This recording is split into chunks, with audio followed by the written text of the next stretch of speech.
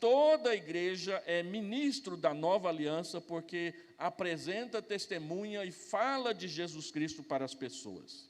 E ele diz mais: nós somos vasos de barro que guardam o grande tesouro que é Jesus Cristo. Capítulo 3, versículo 7, nós somos vasos de barro, frágeis, quebramos à toa.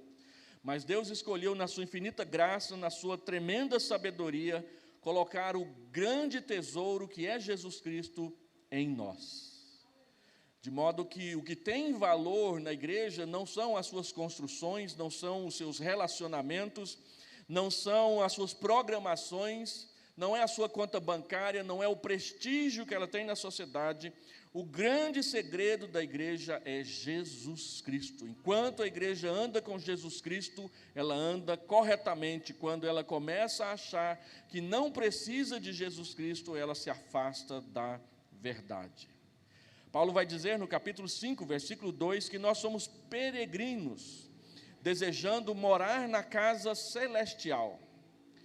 Não temos nada que é permanentemente nosso nessa terra. O seu carro, a sua casa, a sua profissão, a sua saúde, a sua beleza, nada disso é eternamente seu. Tudo pertence a Deus e você é um ministro, é um mordomo, e você vive tudo isso em peregrinação, do mesmo jeito que Abraão recebeu a promessa da terra de Canaã, que pertenceria a ele para sempre. Mas enquanto ele viveu aqui na terra, ele não possuiu sequer 1 metro quadrado daquela terra, a não ser a caverna de Macpela, onde ele sepultou Sara. Nada mais. A Bíblia diz que ele sempre aguardou essa terra pela fé, está escrito em Hebreus 11.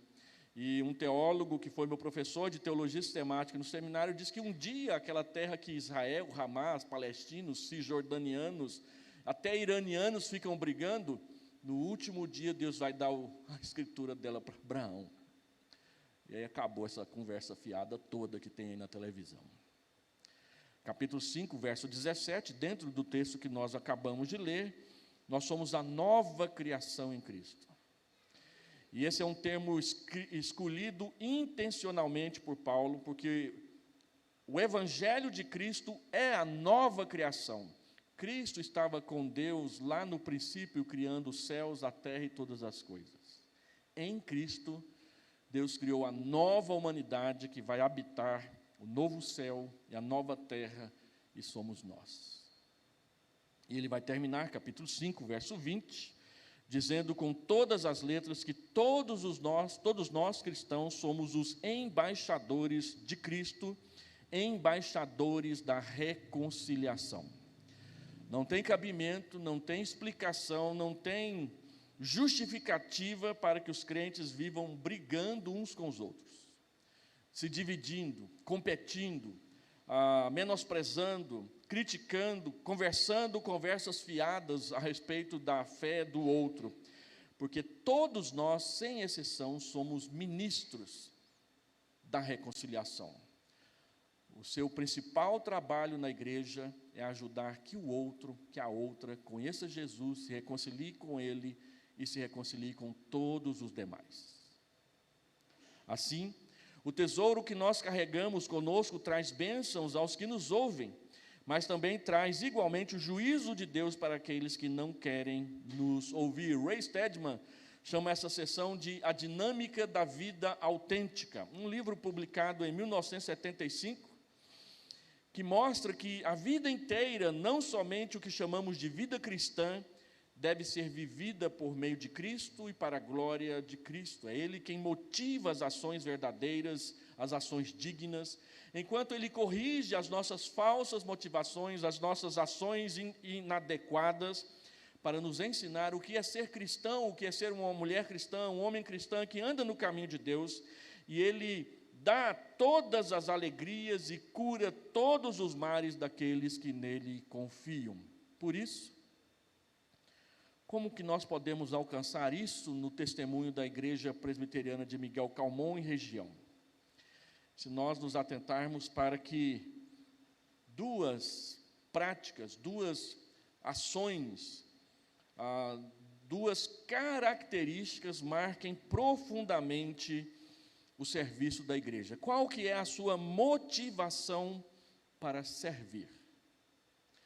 E Paulo nos dá aqui, nesse texto que ele escreveu, duas razões para você servir a Deus servindo na igreja.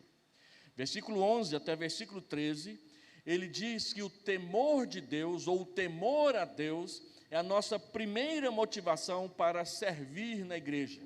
Se eu não temo a Deus, eu não servirei e não obedecerei a sua palavra como ele ensina. Eu farei arranjos, eu farei reinterpretações, eu procurarei modificar a palavra para que ela fique adequada a mim.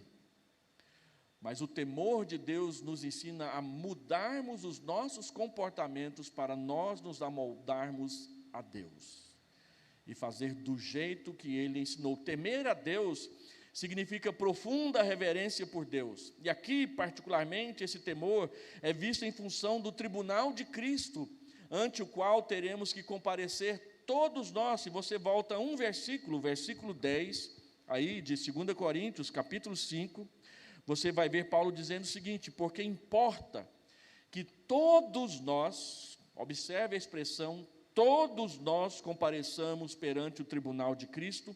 Para quê?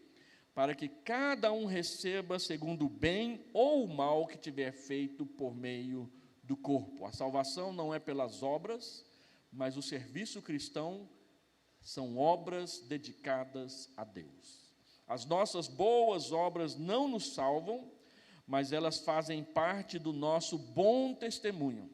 Não tem como dar bom testemunho praticando más obras, xingando, brigando, embebedando-se pela cidade, fazendo coisas terríveis, maltratando as pessoas. Isso não é bom testemunho nunca. Então, bom testemunho se dá praticando-se as boas obras que não salvam, mas que mostram que nós fomos salvos pela graça de Deus. Assim, Paulo mostra para nós, em primeiro lugar, que você que quer servir a Deus deve temer a Deus e manter a sua consciência limpa diante dos homens. Ele diz aí no versículo 8: conhecendo o temor do Senhor, persuadimos os homens e somos cabalmente conhecidos por Deus, e espero que também a vossa consciência nos reconheça. Manter uma consciência limpa diante das pessoas é algo que somente quem teme a Deus pode fazer diante dos homens. Paulo andava de forma íntegra com Deus e com os homens, ele temia a Deus e por isso ele não tinha nada a esconder daqueles que o acusavam de ser um falso apóstolo. Os seus motivos, as suas ações estavam abertos diante de Deus, e se estão abertas diante de Deus, também estão abertas diante dos olhos de qualquer pessoa. Porque no final das contas, quem redime e quem condena não são os outros, mas é Deus. É para Deus que nós vamos prestar contas. Algumas pessoas falam assim: não estou nem aí para que os outros falam. Tudo bem, mas você vai prestar contas até de dizer isso diante de Deus. Porque às vezes nós dizemos isso não porque estamos certos, mas porque queremos simplesmente dar de ombros para aquilo que não queremos ouvir. E assim, Paulo diz que todas as nossas ações, todas as nossas motivações, todas as nossas obras passarão pelo escrutínio de Deus no dia do juízo final. Não para nos tomar a salvação, mas para mostrar como deveria ter sido o nosso serviço e também para distribuir os seus galardões e as suas promessas como ele fez por todo o Novo Testamento. Embora a Bíblia fale que Deus vai nos julgar de acordo com as nossas obras, até nesse ponto nós vemos a graça de Deus agindo. E a parábola dos trabalhadores na vinha, em Mateus 20, mostra claramente que alguns combinaram algo com o dono daquela vinha e trabalharam o dia todo por 1 denário. E aí vieram aqueles que trabalharam só ao meio-dia, aqueles que trabalharam apenas 3 horas e aqueles que trabalharam apenas 1 hora. E quando ele resolveu dar o pagamento, em vez de pagar primeiro para aqueles que chegaram primeiro, ele resolveu pagar primeiro para aqueles que chegaram por último e deu para eles o mesmo valor que ele tinha combinado com aqueles que trabalharam o dia todo. Então as pessoas disseram: isso é injustiça, nós trabalhamos o dia todo e vamos ganhar só um denário? Mas eles esqueceram que era exatamente esse o valor que eles haviam acordado com o patrão. E aí foram reclamar da injustiça com o patrão, e ele disse para eles: olha, mas o dinheiro não é meu? Eu gasto do jeito que eu achar melhor. Eu quis, por pura bondade, pagar para os que trabalharam menos o mesmo tanto que eu combinei com você. Não foi o combinado? Então pegue o que é teu e vá para casa. Nós olhamos para Deus e achamos que Ele não é bondoso quando Ele abençoa graciosamente os outros, ainda que tenha também nos abençoado. Porque nós achamos que se nós estamos na igreja há mais tempo, nós merecemos mais. Se nós contribuímos com um dízimo maior, nós merecemos mais. Se nós participamos de mais programações, nós merecemos mais. Mas nada disso faz diferença na presença de Deus. Deus é bom. E Deus é bom com todos nós. Porque ninguém é salvo pelas obras, todos são salvos pela graça, sem exceção. Então, é o temor de Deus que deve garantir o nosso serviço, e não o que a gente pensa que os outros estão pensando da gente. Paulo diz que quanto a essa questão ele mantinha a consciência limpa, porque era Deus que era o seu juiz.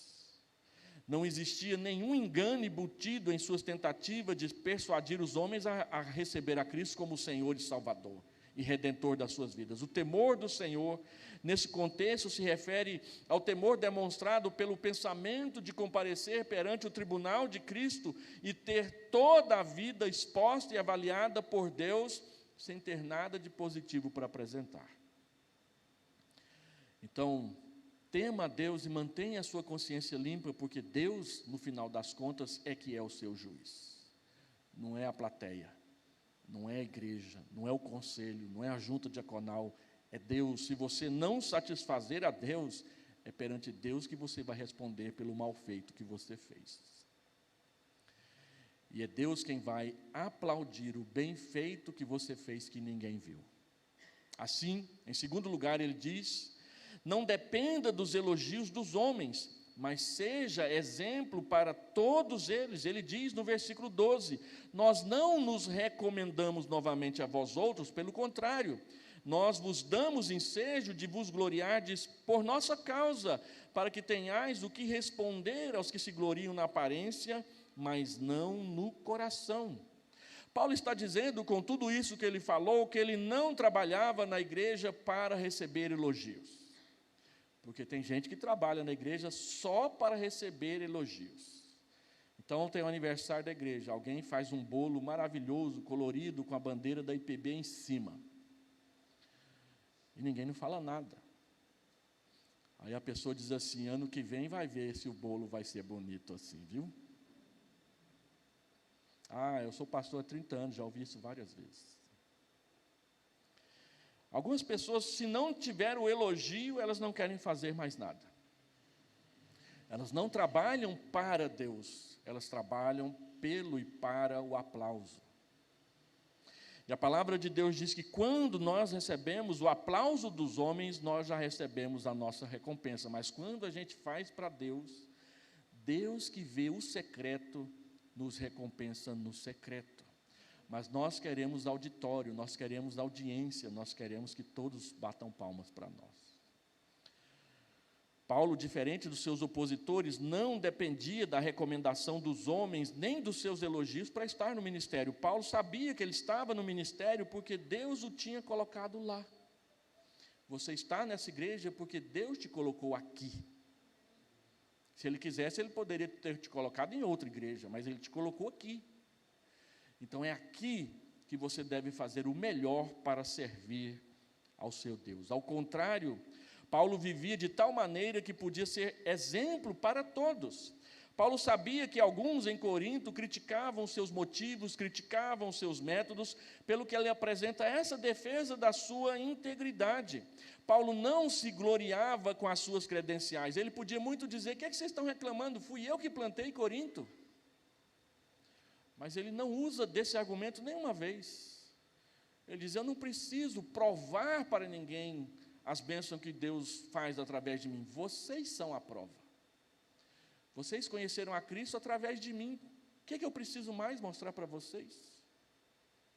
Então, Paulo diz que ele não se preocupa com essas coisas, e ele diz que foi íntegro com eles, e que foi íntegro com Deus.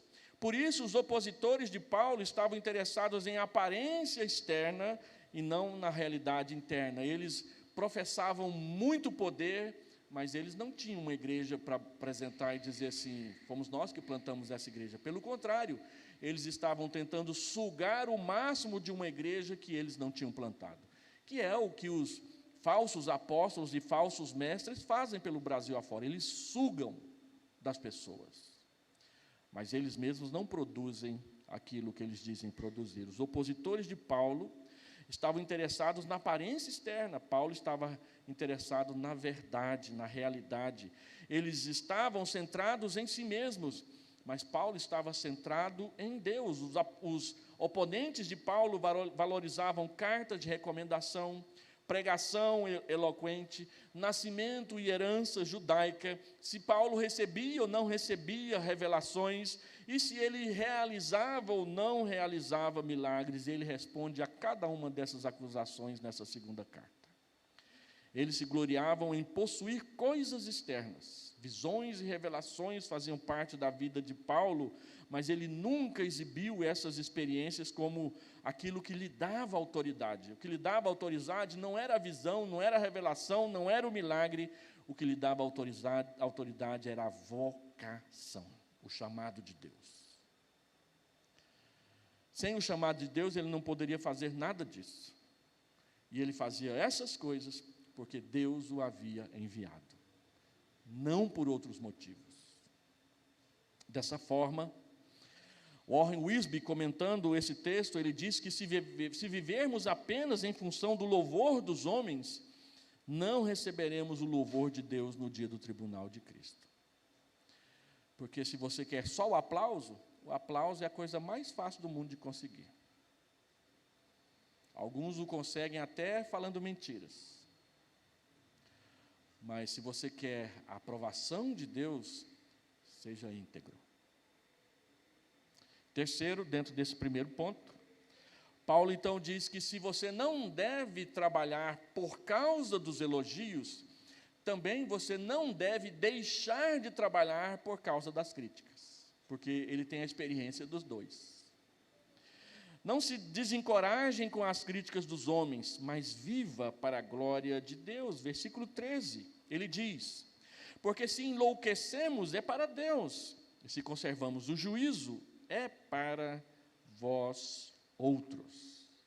Não importa o que os outros falam, o que importa é se eu estou servindo ou não estou servindo àquele que me chamou. Os críticos de Paulo o consideravam louco.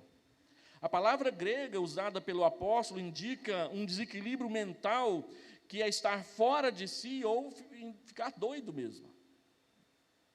Mas, na verdade, louco ele estava quando perseguia a igreja. Atos capítulo 26, 11, ele diz que aquilo que ele fazia de perseguir os cristãos, aquilo sim era loucura. Mas os seus inimigos diziam que ele havia perdido o juízo desde a sua conversão. A loucura de Paulo em deixar tudo para servir a Cristo constituía-se em profunda lucidez e não perda da razão.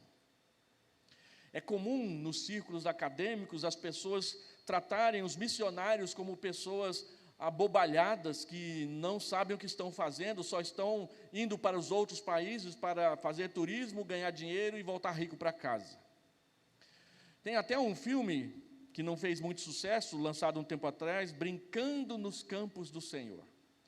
Um filme que narra a história de um casal de missionários que vieram trabalhar na Amazônia. E eles colocam aquele casal de missionários como dois bobos, que não tinham o que fazer lá nos Estados Unidos, então eles vieram não fazer nada aqui no Brasil. E usam isso para criticar todo o movimento missionário protestante ao redor do mundo. Todavia, nós que estamos muito envolvidos com os missionários, algumas das mentes mais brilhantes deste mundo estão ali no campo missionário. Há um tempo atrás, nós acompanhamos a Polícia Federal investigando um missionário da nossa agência missionária, porque membros da FUNAI, membros da Associação Brasileira de Antropólogos, o acusaram de estar destruindo a cultura da tribo indígena na qual ele estava trabalhando. Então, lá na audiência, ele ficou meio impaciente, e ele pegou o fruto do trabalho dele, um dicionário da língua indígena, na qual ele vinha trabalhando há mais de 15 anos, 22 mil palavras, e jogou sobre a mesa. Olha o que eu estou fazendo lá. O que é que vocês estão fazendo lá? A FUNAI e o pessoal da antropologia, muitas vezes vai lá só para vender pinga para os índios. Eles não vão lá para traduzir a língua deles, ensiná-los a falar a própria língua. Um dos elementos mais importantes de uma cultura é a sua língua. E os missionários, eles vão lá e eles grafam a língua, eles estudam os indígenas, estudam os fonemas, estudam as conversas e transformam aquilo num livro que pode ser lido e ensina para eles a ler. E os antropólogos dizem que nós estamos destruindo a cultura deles. Quem está destruindo a cultura deles é esse pessoal que vai para lá para tentar manter os índios como aquelas pessoas lá do século XVI, quando o Brasil foi descoberto. Teve até um cartaz do governo federal, há um tempo atrás, dizendo: venha conhecer o índio do século XXI com os costumes do século XVI.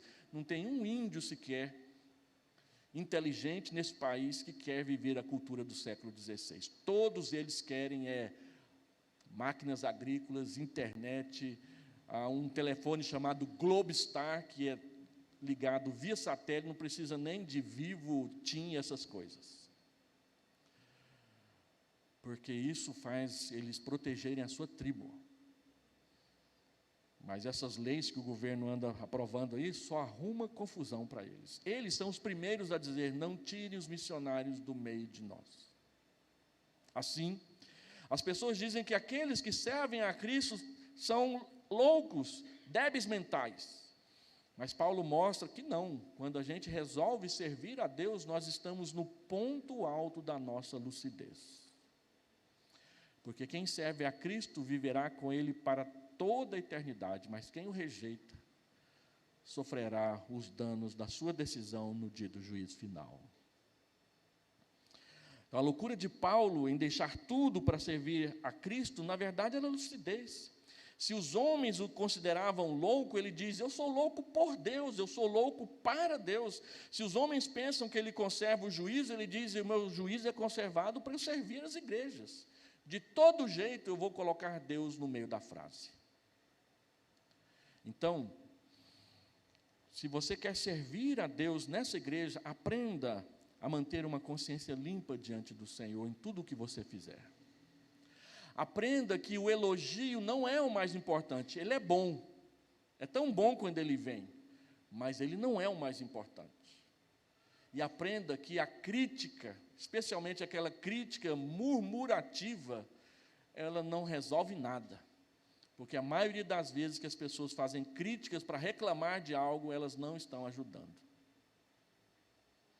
Então, tema a Deus em primeiro lugar e sirva na igreja sabendo que quem está olhando para o seu serviço, acima de tudo, e com autoridade para julgar definitivamente, é o próprio Deus.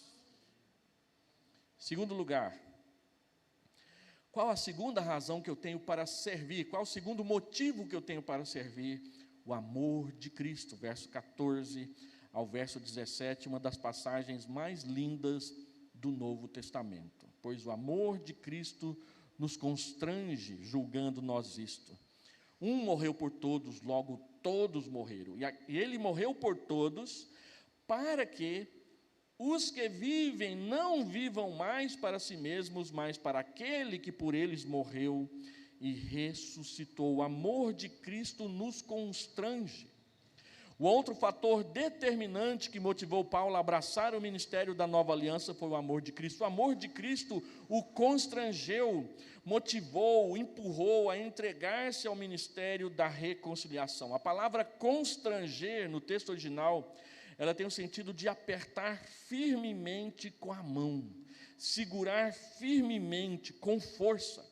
Colin Kruse, um comentarista desse trecho, diz que essa pressão constrangedora tem por alvo, tem por objetivo não o controle, mas a ação. É força mais motivacional do que direcional.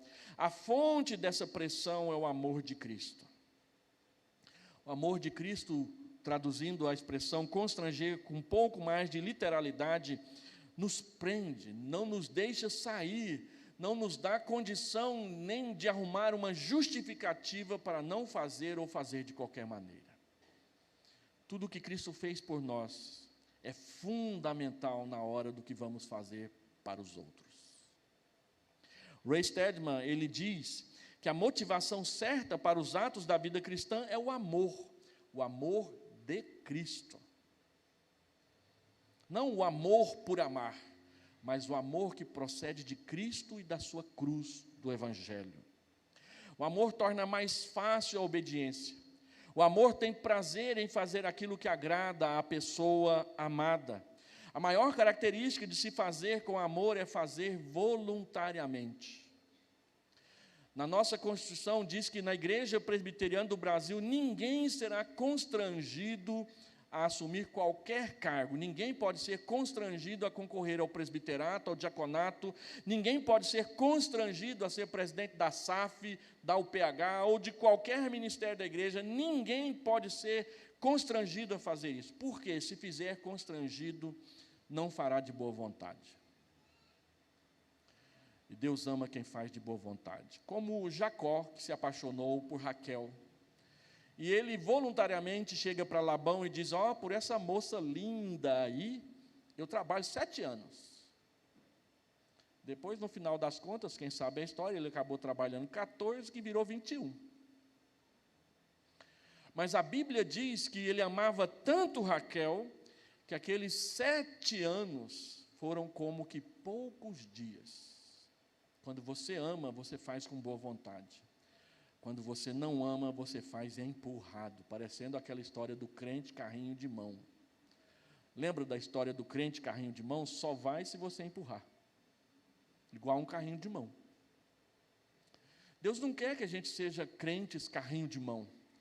Deus quer que a gente ande com os próprios pés.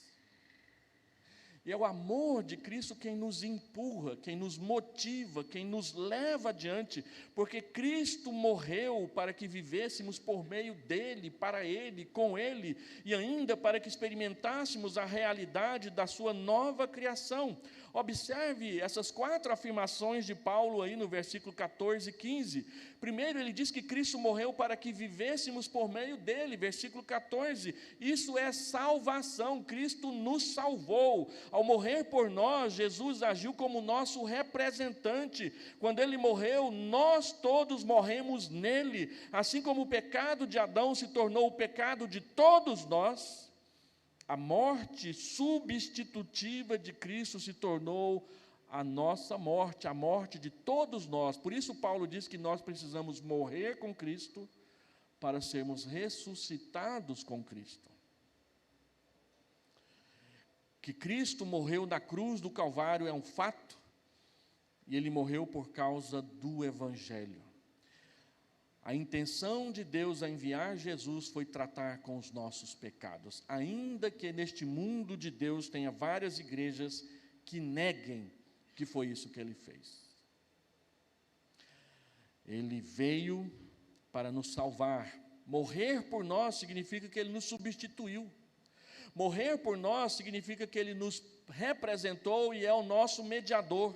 Morrer por nós quer dizer que ele morreu a nosso favor. Os maiores beneficiários da morte de Cristo fomos nós, porque embora tenha sido ele que tenha morrido, fomos nós que fomos perdoados. E Deus nos dá a sua graça por meio de Jesus. Segundo, Cristo morreu para que vivêssemos para ele, versículo 15. Isso quer dizer serviço. Viver para Cristo é viver para servi-lo. obedecer a sua palavra, levar outros à obediência à sua palavra, convencer as pessoas sobre a salvação e o perdão que é disponibilizado a todos nós na cruz. O Salvador não morreu por nós para vivermos uma vida de egoísmo e centrada em nós mesmos, mas Ele morreu para que nós vivêssemos para Ele, e Ele viveu para os outros. O Filho do Homem não veio a este mundo para ser servido, mas Ele veio para servir e dar a sua vida em resgate por muitos. Marcos capítulo 10, verso 45. Se Ele fez isso por você, por amor a Ele, você deve fazer isso pelos outros. Não que o seu sacrifício vai salvar os outros, mas a sua consagração e o seu trabalho levará outros a este Salvador, para que Ele os salve. As nossas boas obras não são a causa da nossa salvação, mas elas são a sua consequência lógica, verdadeira e justa. Terceiro, Cristo morreu para que vivêssemos com Ele, versículo 16. E isso é comunhão. Nós não somente vamos viver para o serviço de Cristo, mas nós vamos viver com Ele. Na nova Jerusalém, no novo céu e na nova terra, nós nos encontraremos com Ele constantemente. Quando chegarmos lá no céu, não veremos a face de Deus o Pai. Não veremos a face de Deus o Espírito Santo, porque o Espírito, ele é invisível. Mas nós veremos com toda certeza a face de Jesus Cristo, porque Ele se encarnou, e a encarnação não pode mais ser desfeita. Então a Bíblia diz com todas as letras que Ele voltará no céu com poder e glória, e os nossos olhos o verão. E continuaremos vendo por toda a eternidade se estivermos perto dEle, ou se Ele passar perto de nós. Porque nós vamos estar com Ele. A Bíblia diz que no dia do arrebatamento, todos vão ressuscitar, e aqueles que estiverem vivos vão ser transformados, e juntos os ressurretos e os transformados subirão pelos ares para se encontrar com Jesus Cristo nos ares. Alguns acham que a gente vai ficar lá nas nuvens, pulando de nuvem em nuvem, né? Não, a Bíblia diz que nós encontraremos com Ele, e onde Ele estiver, nós estaremos. Tem duas coisas para dizer. Primeiro, que Ele não vai ficar lá nas nuvens, Ele vai descer aqui na terra. Então a gente vem com Ele. E segundo, porque a palavra que é traduzida por encontro não quer dizer encontrar-se e ficar por lá, quer dizer recepcionar. Ela era usada quando um rei ficava sabendo que outro rei estava vindo para visitá-lo, então ele enviava uma tropa de escolta para recebê-lo e escoltá-lo com segurança até o palácio.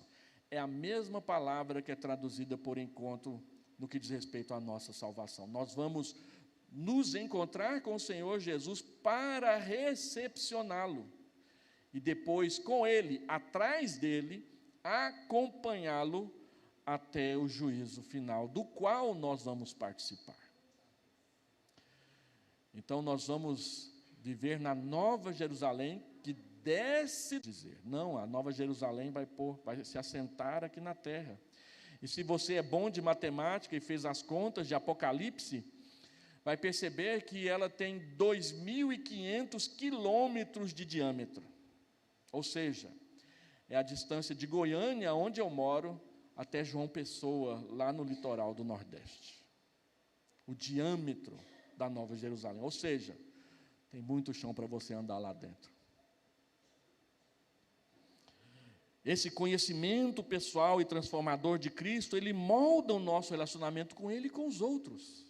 O apóstolo admite que haver um tempo quando tudo quanto ele sabia sobre Cristo era o que os outros diziam a respeito, mas chegou um momento em que ele o conheceu pessoalmente.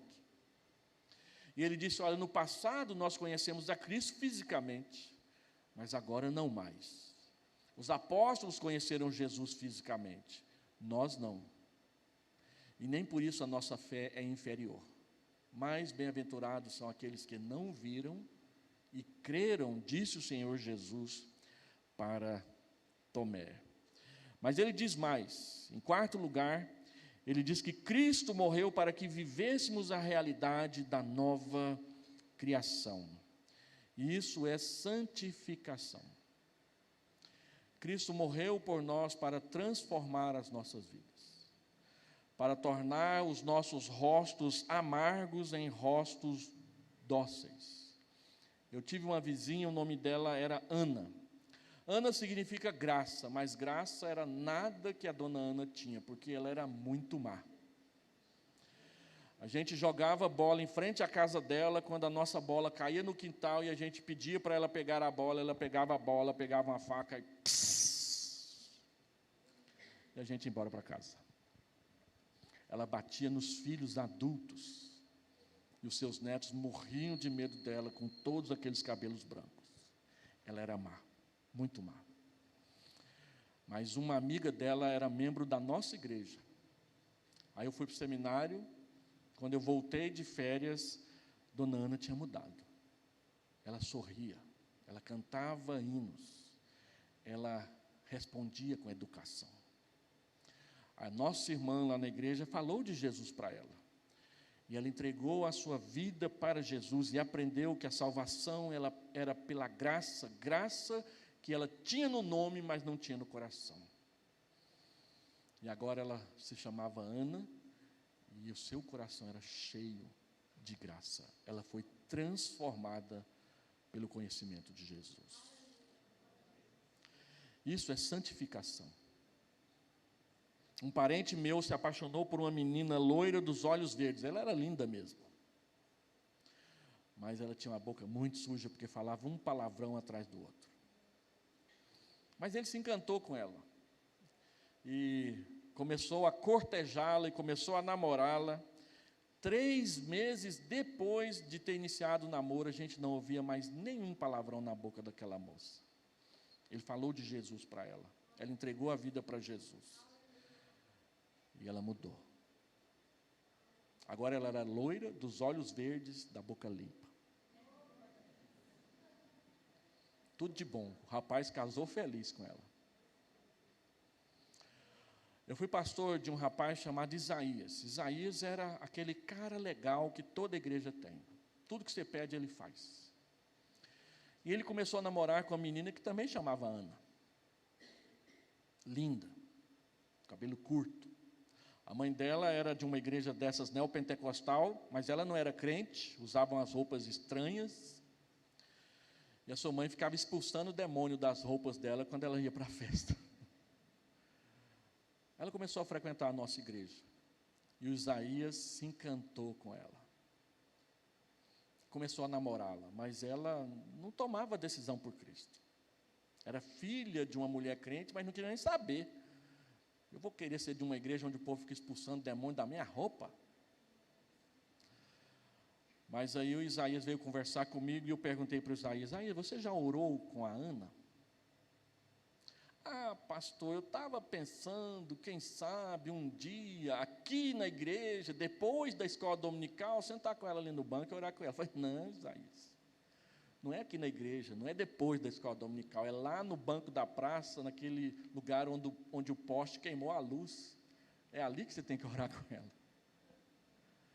Quando você deixa ela em casa, para ir para casa, você ora com ela na despedida.